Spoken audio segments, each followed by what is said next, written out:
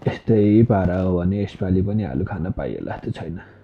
फेरि आफूलाई आलु औधी मनपर्ने, पोहोर पनि यस्तै भएर आलु बसक्कै भयो।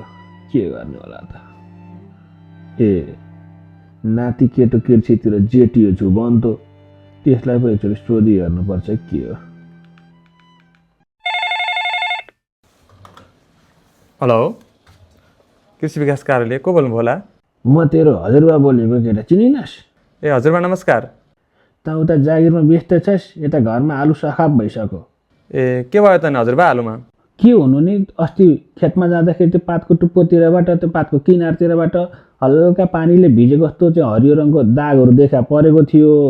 हिजो जाँदा त त्यो सबै दागहरू त कालो रङको, कुनै खैरो रङको परिणत भइसकेको रहेछ क्या।